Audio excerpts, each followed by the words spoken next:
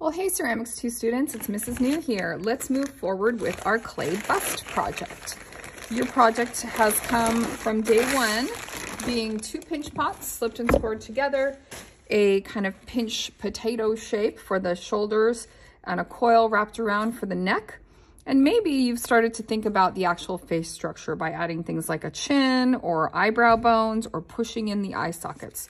So today let's talk about adding pieces of the face, okay? Now, again, these are just ideas. This is your project. You're gonna do it the way you wanna do it, and maybe having a visual reference would be a good idea, meaning looking up a picture on the computer or having a sketch or having some kind of face in mind. But if you don't really have a face in mind, well, let's just kind of make a face together today. So I'm gonna start with a nose. A nose starts as kind of a triangle shape, all right? So one part is skinnier, this part is a little bit fatter, and the quickest way to make a nose is to make some nostrils. So we all have these holes in our head that we breathe out of. It's kind of weird when you think about it, but we all have nostrils. So there we go. We have a nose. So we could put that on there. Now mine's a little big, so I'm gonna make it a little bit smaller here.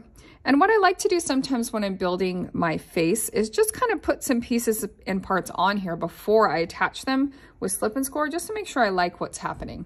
So that's one way that you could make a nose. But just remember, it doesn't look too much like a nose unless it has some holes in it to make some nostrils.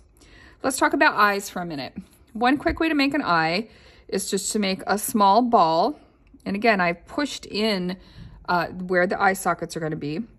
Making a ball. Now I'm going to take a coil and wrap that around the ball and go ahead and wrap that around.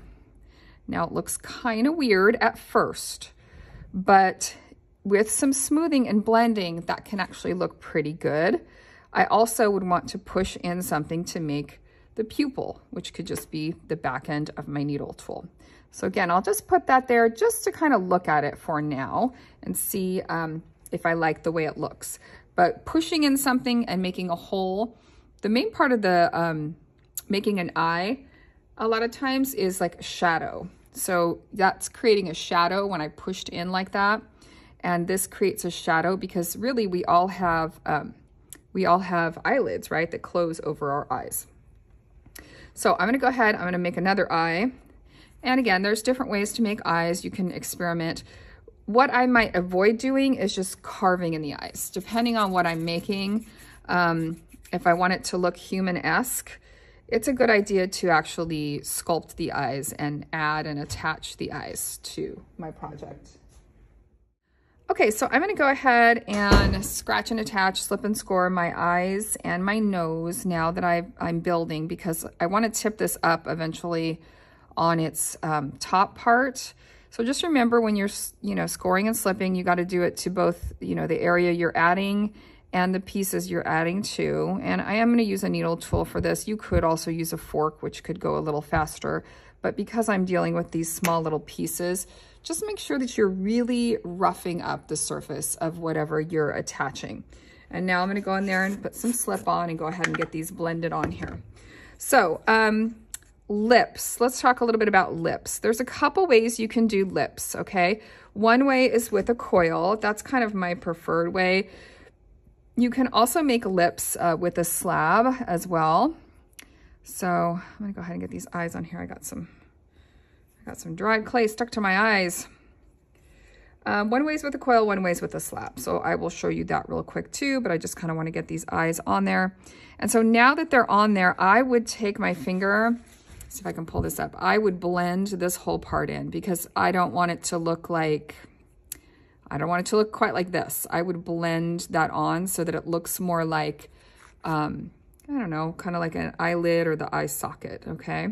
So you can kind of see where I'm going with that. All right, so let me go ahead and get my nose on there. I'm trying to go kind of fast.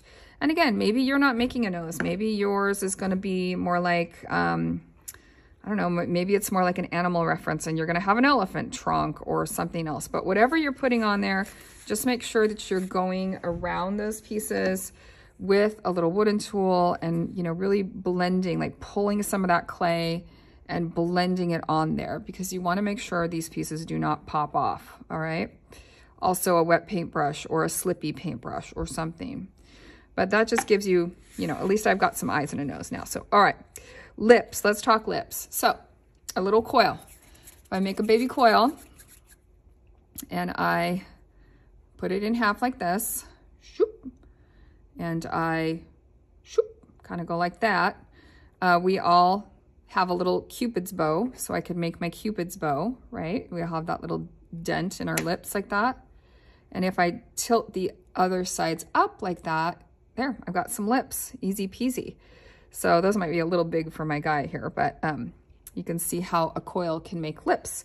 You could also do a kind of a slab lip thing. So I could make a flat piece.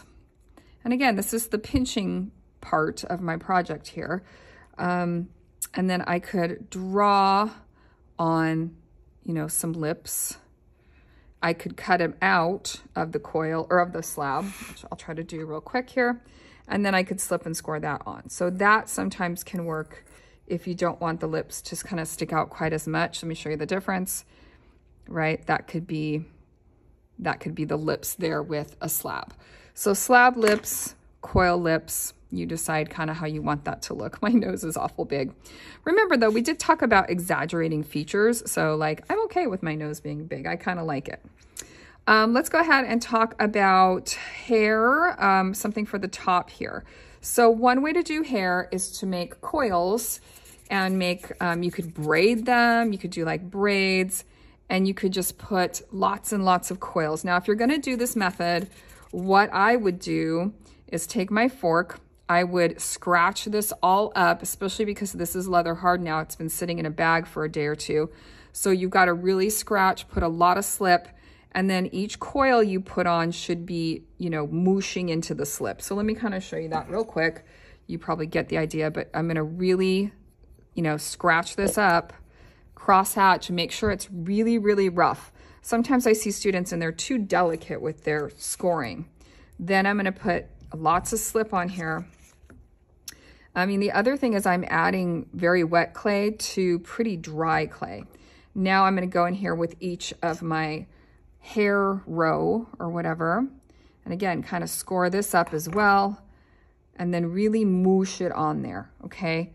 You could have part of it sticking up, but the majority of it should be kind of stuck to the head. You could also do things like horns, okay? So maybe yours has just horns. Maybe yours has hair and horns. I don't know, but really make sure that, see when I'm pushing those coils together, see all that slip that's mooshing out the sides? Little coils like this, especially I'm adding 2 different stages of dryness together here, tend to break off. So put a lot of slip and a lot of score if you're gonna do little coils for hair. Now, another way to do the hair is with a slab. So I went ahead, I rolled this out, I did a quick texture with some lace. So what I could do is actually do a couple slabs for the hair. So what I'd like to do sometimes is I'll take a slab that's bigger like this, and I'm gonna go ahead and cut this in half. And you know, most of us have kind of a natural part. I'm gonna take these off just because I think I'm gonna do slab hair.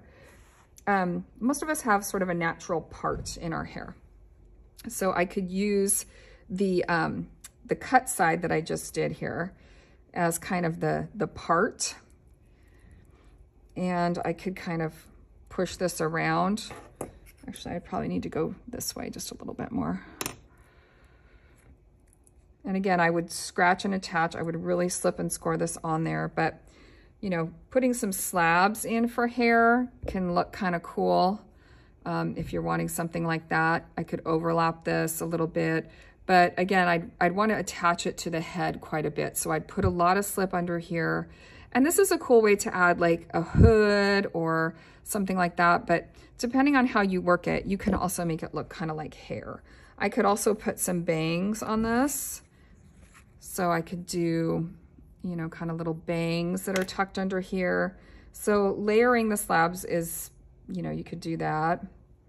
But I do like the look of, you know, slabs for hair. I don't know if that quite looks like bangs, but you get the idea. Another thing you could think about is ears. So, you know, again, how do you shape an ear? An ear is just basically like kind of like a little flat jelly bean shape. But think about your own ears, or look at your neighbor's ears that are sitting at your table and try to make a little ear shape. So backtrack here. I could put a little ear here on the side, right? And maybe the hair goes up over the ear, or maybe here, maybe there's a slit in the ear or slit in the hair, and part of it goes in front of the ear and part of it goes behind the ear, right? And I have the little ear like poking out the side. That could be kind of fun. So just remember, we all do have ears. So do you want to put ears on your bust? And then again, horns can be kind of fun. So for a horn, just make sure you're not making it too thin. What I like to do is actually take the triangle here or the little piece here, and then if you give it a twist, just twist the clay like that. And that can kind of like, I don't know, to me that looks more like a horn.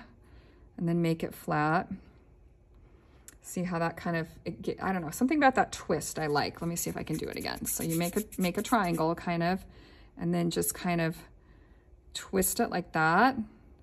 And you also could like stamp in a texture or something like that. But sometimes just curving it like that kind of gives it that, see those little grooves or something to make it look like a little bit more like a horn. Just make sure if you're gonna do horns that they're pretty short and fat. All right, so that's kind of looking cool. I mean, you could do the slab hair and the horns or whatever. And then you also could address the body down here. So maybe I want to do a necklace that's, you know, I could press in something, like I could press in a texture like this. I could carve in like something like some clothes or something. So maybe he has, or she has, they have, you know, just a simple, you know, neckline here. Maybe I put a bow tie. So think about how you can address the neck and the body as well, just to kind of keep adding to your design. So whatever you decide to do, just make sure you're slipping and scoring and blending really, really well. You're thinking about carving, you're thinking about adding these dimensions, and also think about the expression of your creature or your face. Is it going to be, you know, happy, sad, scary? What's kind of the vibe that you're going for here?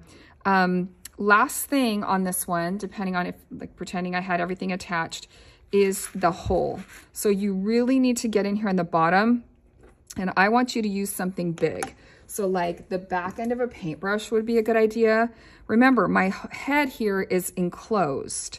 It's a hollow form. So I need to shove something big in here and make sure I'm to the hollow part in here. I can feel that I am up in that hollow part. I've gone all the way through my neck, okay? And you have to put a venting hole. And then of course I would carve my name down here someplace underneath so it's not in the way, and I could put my period number 2. Now you'll also notice day 2, this part is more leather hard. So your stuffed baked potato, you could probably go ahead and take that out at this point. And just, you know, store it on the wear board. It's going to be more sturdy. But whatever you decide to do to your face kind of starts to happen on day 2. Now you don't have to finish these on day 2. I would say this is probably a 3-day project because you're going to want to make your pieces, add them. Like for me on mine, I don't know about this nose. I think this nose is too big. I think it's not proportionate. It's not working for me. So I'm going to take that off. I'm going to keep working on this, but you kind of get the idea. So there are just a couple ways to make eyes, nose, mouth, hair, horns, and think about finishing up your bust project. I'm really excited to see what you guys do with this. Now I feel bad. I ripped his nose off. Poor guy. I'm excited to see what you guys do with this. And yeah, have fun with this one, guys. And I'll see you next time. Bye.